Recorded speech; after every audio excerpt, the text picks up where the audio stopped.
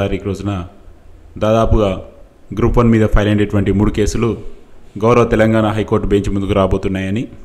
So ఇవాళ ఏం జరిగింది? గవర్నమెంట్ కౌంటర్ ఫైల్ చేసిందా?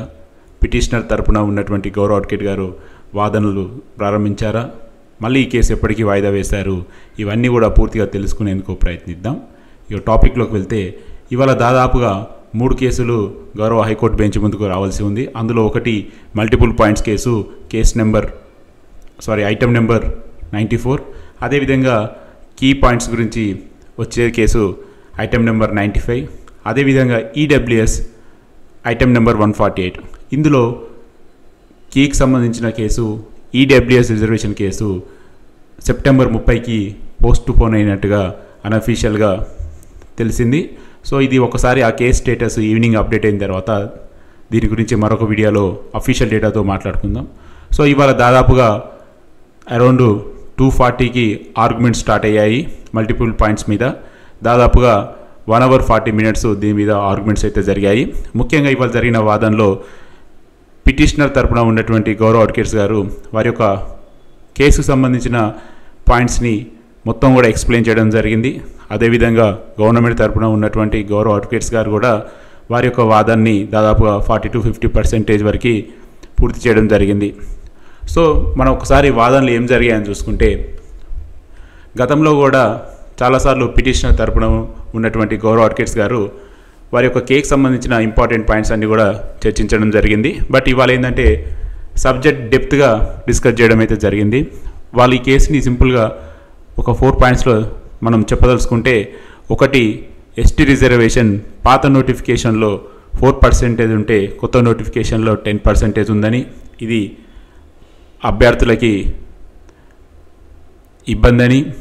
అదేవిధంగా 2 days అప్లికేషన్ డేట్ పెంచడం వల్ల అదనంగా అభ్యర్థులు యాడ్ అయ్యారని, అదేవిధంగా కీ మీద చాలా అబ్జెక్షన్స్ ఉన్నాయని, సరైన సమాధానాలు ఇవ్వలేదని, అదేవిధంగా గతంలో గౌరవ కోర్టు రీఎగ్జామ్ పెట్టమంటే ఆ నోటిఫికేషన్ని క్యాన్సిల్ చేసి కొత్త నోటిఫికేషన్ ఇవ్వడం వల్ల పాత వారికి నష్టం జరిగిందని, ఈ 4 పాయింట్స్ని బేస్ చేసుకొని దాదాపుగా 1 hour ఆర్గ్యుమెంట్ అయితే జరిగింది. చాలా ఎగ్జాంపుల్స్ తోటి ఒక నెక్స్ట్ లెవెల్లో ఆర్గ్యుమెంట్ జరిగిందని మనం చెప్పుకోవచ్చు. ఎందుకంటే పిటిషనర్ తరపున ఉన్నటువంటి A to Z ప్రాబ్లమ్స్ అన్నిటిని కూడా with examples, with reference cases అన్నిటితోటి ప్రాపర్గా ఎక్స్ప్లెయిన్ చేసినట్టుగా మనకి సమాచారం. సో ఓవరాల్గా అయితే వాళ్ళు ఏ పాయింట్స్ని చెప్పదలుచుకున్నారో దాన్ని పర్ఫెక్ట్గా ఎక్స్ప్లెయిన్ చేసినట్టుగా తెలిసింది. వీళ్ళు ఒక వాదనలు అయిపోయిన తర్వాత అటు నుంచి గవర్నమెంట్ తరపున ఉన్నటువంటి వారు కూడా ఆర్గ్యుమెంట్ స్టార్ట్ చేసి వారి తరపున ఉన్నటువంటి మెరిట్ పాయింట్స్ని క్లియర్గా చెప్పడం అయితే చేశారని తెలిసింది.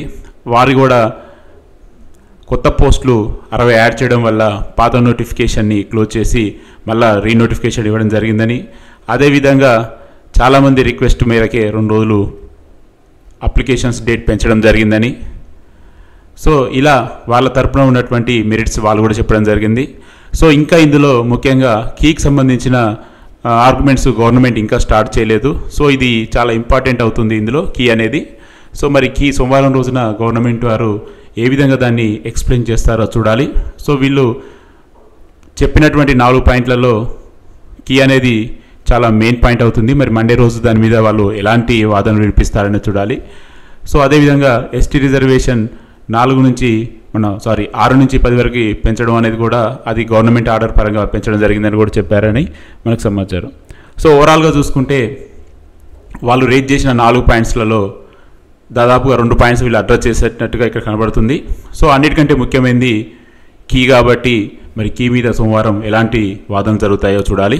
సో ఏదేమైనా కానీ సోమవారం రోజు అందరూ ప్రెజెన్స్ అయితే దాదాపుగా ఆ రోజు ఒక క్లారిటీ వచ్చే అవకాశం ఉంది ఈ కేసులో.